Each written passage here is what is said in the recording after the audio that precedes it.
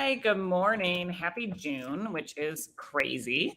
I am here for a very quick tip this morning on something that I've been thinking about a lot this week. So, if you don't follow my blog, I just put the address up there and it's at my website, /blog. And I have a blog that went up on Monday that was about how to create time. And it's one of my favorite hacks. And I think that there's like a lot to say about time productivity generally. And I think that sometimes you can drive yourself really crazy, like trying to squeeze one extra minute. And so I tend to work a lot with leaders on bigger solutions. And one of the things that, kind of more thematic ways to think about your time as one of your most valuable resources. And one thing I often encounter with this time of year is that people are thinking a lot about, gosh, I wish I had gotten started on this. The summer's coming so fast and then it's vacation. And if I'm related to the academic year, I feel like it'll be here before I know it. And I like have this time, but I thought I would get more done in the last 3 months.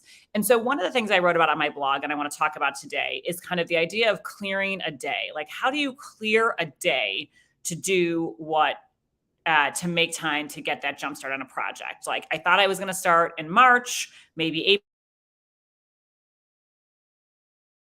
April. Here it is June. There's 2 months. I was hoping to get all this stuff done. And now what? I feel behind. And one of the ways, and I'll talk a lot more about this in the coming weeks because I think it's super relevant at this time of year to leaders. But one of the things that I'll talk today about is how I did this for free, because it's always good, especially with limited time and resources, to think about this. So I would do this for myself sometimes once a quarter. Honestly, there were times I did this like once a month. And what I would do is I would clear my calendar. I often did a Friday because I found them to be a little bit quieter and I could just get back to people on Monday and it was no problem. I would put my out of office on. I would literally block my calendar. I'd call it like a retreat with myself or a step back.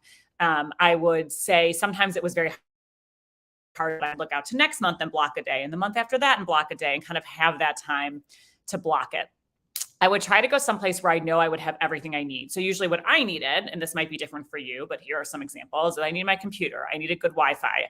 I do a lot of good thinking if I have like a whiteboard or poster paper or chart paper. So sometimes I would do this at like a conference room at an office I worked in. Sometimes I would like even rent a co-working space.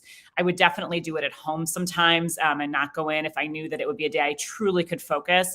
So I tried not to do it on the day like the TV repairman was coming or something like that. So I would block a day. I would make sure I had everything I needed. I would like literally treat it like a little bit nice to myself. I'd like pick up a nice snack or like plan where I could order lunch where I liked it from, because that would be really fun for me.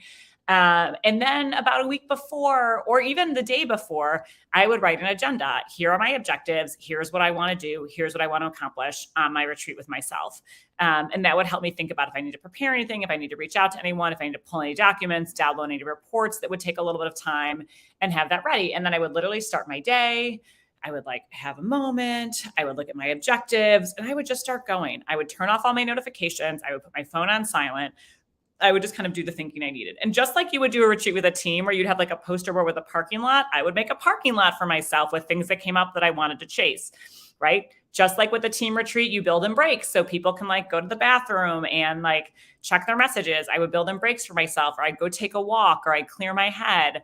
Sometimes I build in an exercise break if I felt like that would help me exercise and also kind of get a fresh start. And so I think that there's like a certain amount of discipline that this needs, right? You really have to not check your email, because then you can just get sucked right back into the issue of the day. You really have to try super hard not to like do that one phone call or that one activity, right?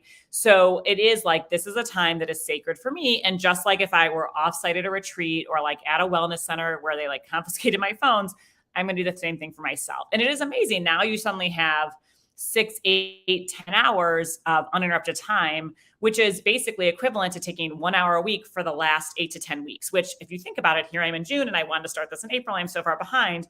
Voila, you can kind of suddenly catch up. So there's like clearly differences because you don't have time to review things and circulate them and do that with others. But I really do think you can jumpstart on a project you feel a little bit behind on using this hack. So I hope this is helpful to you, and I will be back to talk about more of this next week. Take care. Bye.